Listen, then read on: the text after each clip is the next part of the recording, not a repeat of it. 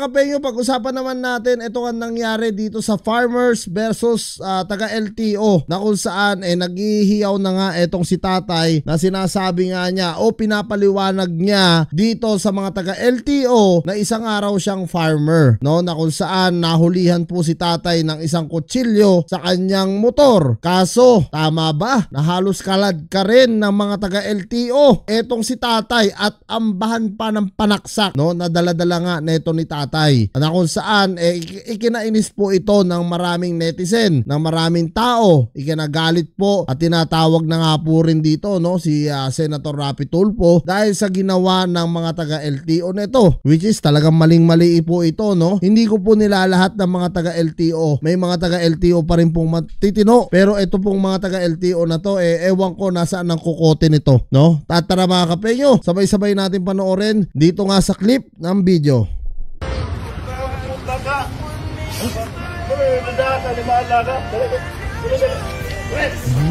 Ano sinasakal kita nyo? Hinihila pa baba tatay kasi ayaw niya buwaba ng motor pero wala silang karapatang ganyanin, no, yung matanda. Alam mo ba't daw nagdadala siya ng kutsilyo? Sinabi ng matanda, farmers daw siya. Farmer ako, sir.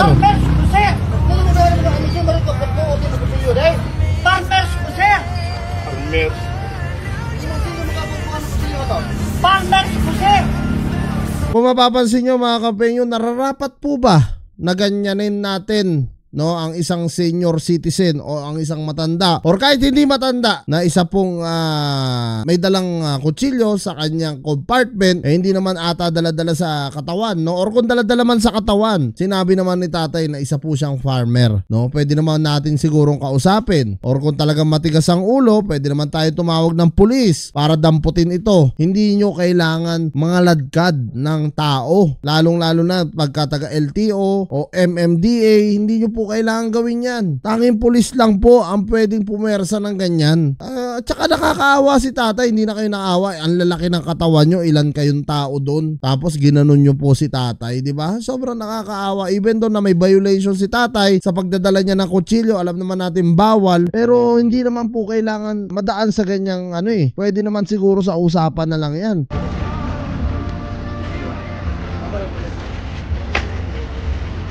Sir, farmer, Oh? Masalita ang tatay.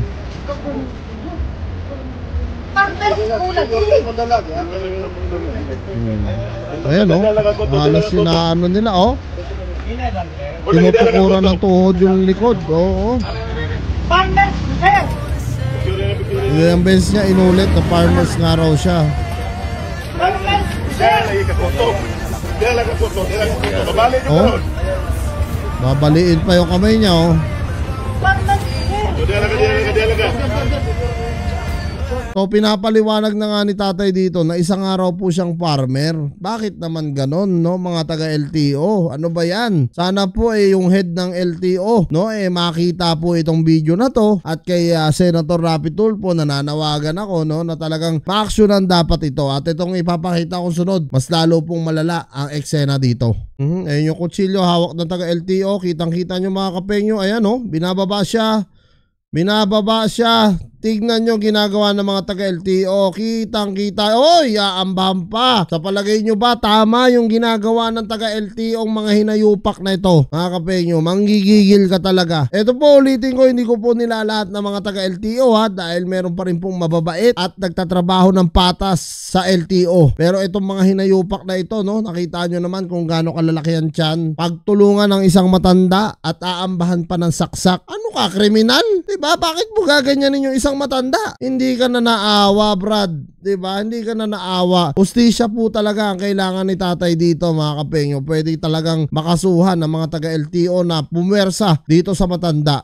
I don't think nagagawin ng taga LTO yan. Dapat mga pulis ang gumagawa po niyan, hindi po LTO. At saka I don't think na nanlaban si tatay dito sa kanila. Kahit pa may dalang patalim si tatay, tingnan nyo naman kung ilan sila, no? Diyan pa lang lugin-lugi na yung matanda, no? At kitang-kita nyo naman sa video kung paano siya sinakal, paano siya hiniga, paano paano siya puinersa dahil nga ayaw umalis ni tatay sa kanyang motor, no? At aambahan pa ng saksak. Yun po ang pinaka maling ginawa na itong taga LTO. So nakakagigil po talaga ito mga kapenyo. So ayan mga kapenyo, comment nyo na lang down below lahat ng mga opinion nyo. Kung ano ba sa tingin nyo, tama ba ang ginagawa ng mga taga LTO para puwersahin itong si tatay at ambahan ng saksak. Comment nyo na lang down below lahat ng mga opinion nyo at lahat po yan mababasa ko.